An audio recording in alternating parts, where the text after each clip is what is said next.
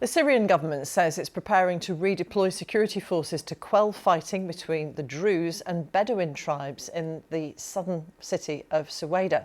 Nearly 600 people in Suweida are reported to have been killed since Sunday in sectarian violence between Druze militias and Bedouin tribes loyal to the government. The Syrian troops' redeployment comes as the Trump administration has issued a rare rebuke to Israel, saying it didn't support its strikes on Syria this week. Israel bombed both the capital Damascus, these were strikes on government buildings on Wednesday, and Suweida, carrying out fresh strikes on Thursday evening. It says its intervention is to protect the Druze minority. Well, the US State Department spokesperson Tammy Bruce said the US condemns the violence in Syria and is actively engaging all sides there. She had this to say on the Israeli strikes. The United States did not support recent Israeli strikes. We are engaging diplomatically with Israel and Syria at the highest levels, both to address the present crisis and reach a lasting agreement between the two sovereign states. President Trump has outlined his clear vision of a prosperous Middle East and stable Syria at peace with itself and its neighbors. Peace among neighbors, including Israel and Syria, is a critical component of this vision. Let's go live to Damascus now and our Middle East correspondent, Lena Sinjab. So a rare rebuke, Lena. How has that been received?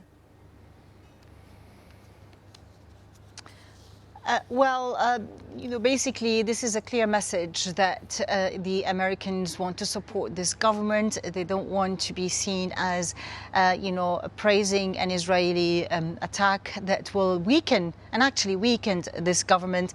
However, many people we spoke to said that probably without these Israeli airstrikes, a peace, a ceasefire deal wouldn't have taken place. Now, we've heard reports about, possible redeployment of security forces rather than military ones by the official government here. We still haven't had any confirmation on where they are heading, on how they are heading, but talking to some people, it seems they're waiting for some sort of an agreement with forces inside Suweida to be able to advance and head towards the city there. And what is the situation overnight in terms of any action that has happened, and what were the targets?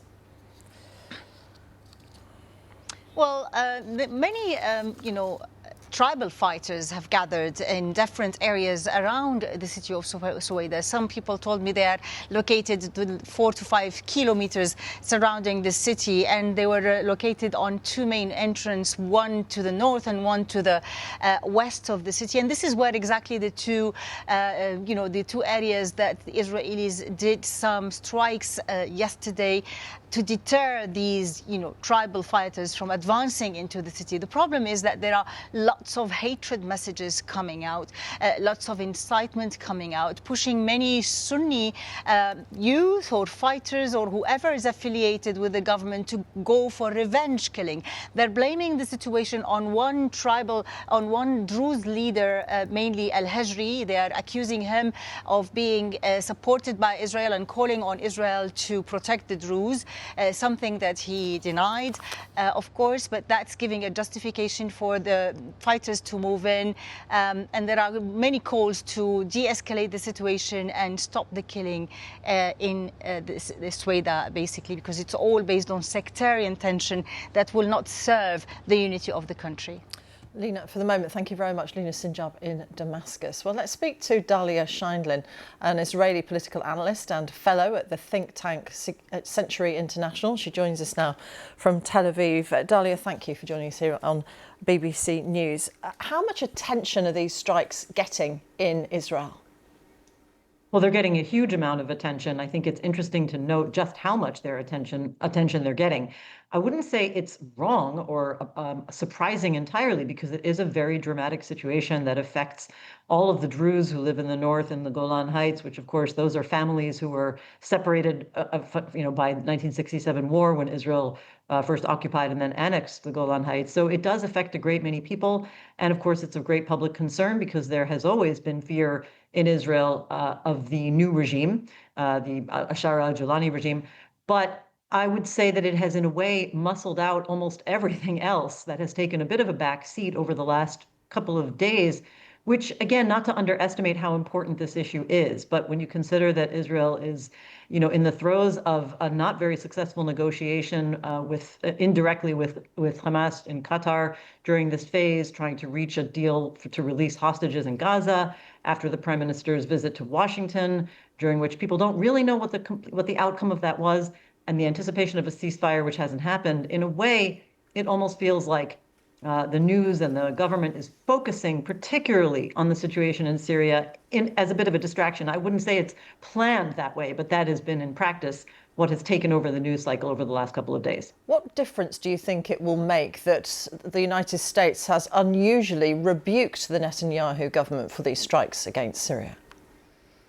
Well, there is definitely, an attempt to avoid any appearance and actual policy that involves disagreement with the U.S. So I think there's certainly very close coordination and an attempt to convey that Israel won't go, against U.S. wishes entirely. However, it is worth pointing out that there has, I don't think it's a secret that there has been a difference of opinion on this the entire time. It's one of the, it was one of the American policy of basically embracing the SOHR regime, the new government. Trump meeting with him and shaking his hand, and also canceling the sanctions on Syria was, received mixed reactions in Israel. And the Netanyahu government has made a big effort to portray this as a bad jihadi regime that is dangerous, and that Israel maintains, significant suspicions towards this regime. On the other hand, there has also been a somewhat of a contradictory perspective of the Israeli government, which has been holding some sort of back-channel negotiations, as we understand, to possibly reach some sort of a security agreement. So there are mixed messages coming out. But of course, Israel will not want to be seen as going fundamentally against American interests here. Dalia Scheindlin from the think tank Century International, thank you very much